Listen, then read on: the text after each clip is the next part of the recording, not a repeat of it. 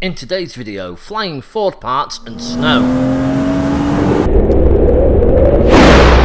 For a car to be truly practical, it needs to be perfect in all weathers. The BMW E36 M3 could well be one of those cars. Can it handle Yorkshire winter?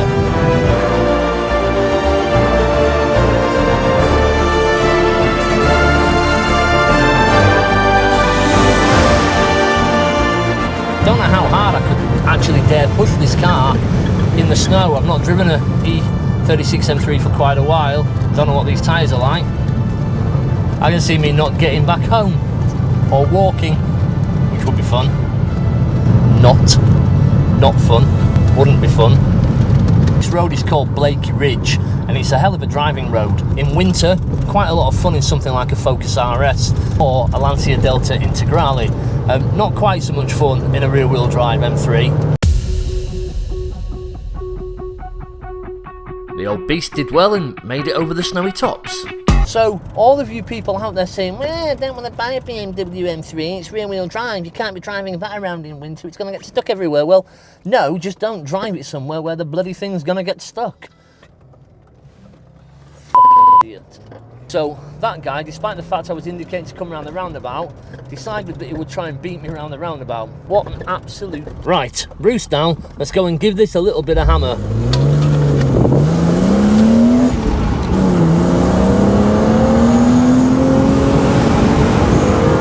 Just pop this camera on the back for you, so you can get a bit of a different perspective with the roof down.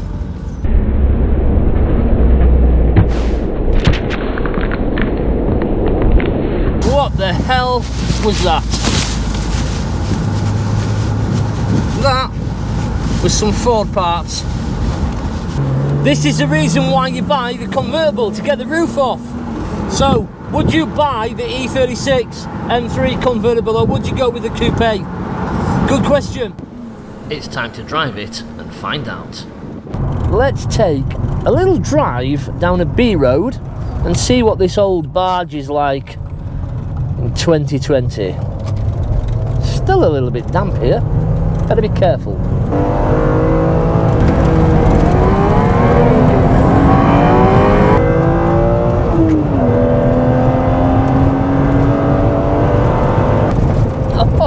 Oh, what a beautiful thing!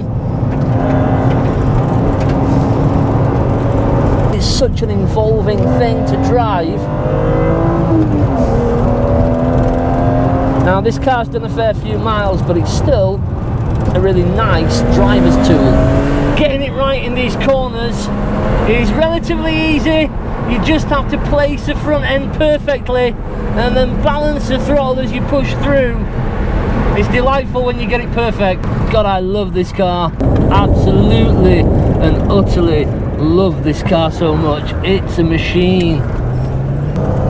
The suspension on this car is a little bit tired now, it has to be said, as are indeed the brakes. So refreshing those will probably transform this car quite a lot. The bushes are probably a little bit worn.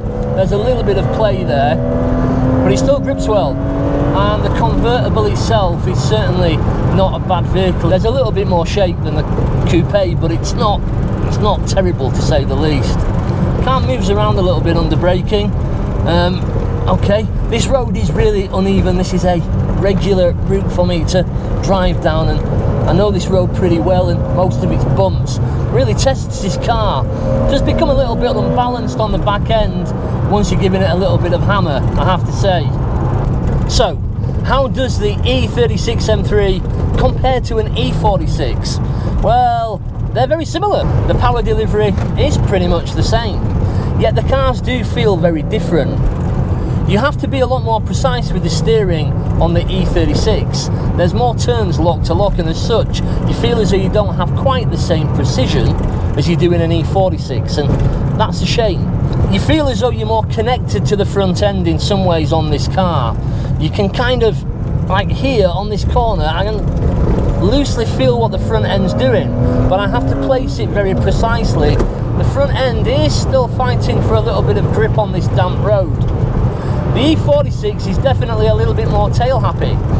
You can pull the back end of the car around a little bit more easily on the throttle, and that's not necessarily the case in this E36. It's certainly not quite as deft a tool. The engine sound from both cars is, quite frankly, phenomenal. It just wants to go. So powerful for 1992 when this car was first put out, and obviously this car 1996. Even there, the back end just wants to step out. Not on full throttle at all. The car is moving around a little bit on this damp road under acceleration, and that's where there's a difference between the E36 and the E46. The E46 is just a little bit more precise, a little bit easier to steer on the throttle, I think, and you lose something from the steering on this E36 because of the size of the wheel. You have to concentrate to actually drive the car.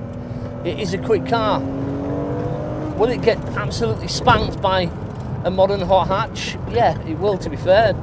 Golf R will chew this up on this kind of road with four-wheel drive and 320 odd horsepower, but it's not really the point. The Golf will do it quite easily without really you kind of feeling involved in the process. This makes you concentrate. It's like driving an old supercar. Well, this E36 M3 Convertible is doing very well so far. I think realistically we ought to take the top off and drive somewhere whilst it's bloody freezing. But before we do, let's enjoy these roads a little bit more.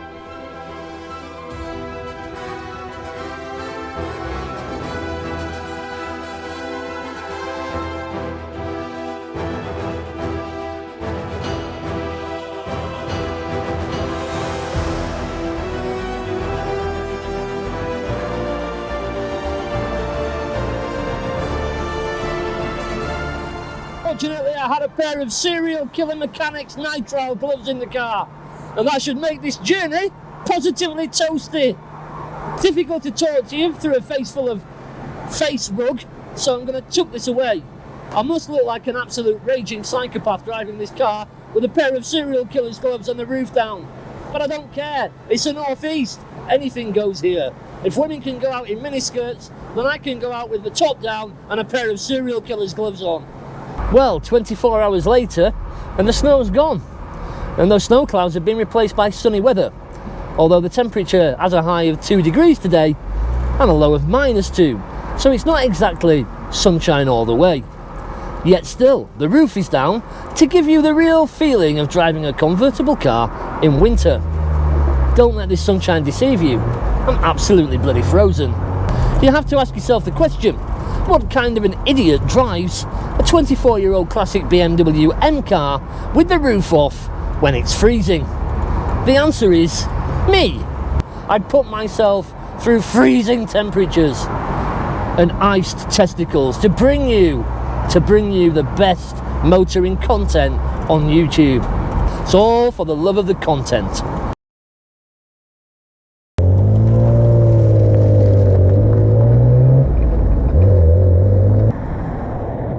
Nice, just not in reverse. I just can't drive it in reverse. Should have put a hat on. I didn't crash. As the sun sets on this glorious day of winter convertible driving, we can finally answer the question, is an M3 that's 24 years old a perfect winter car? No, categorically not. If you remotely entertain driving one of these as your daily winter car, you are an idiot. If you haven't subscribed yet, please remember to do so. Smash that bell icon to make sure you get updates on all of our latest videos. See you in the next one.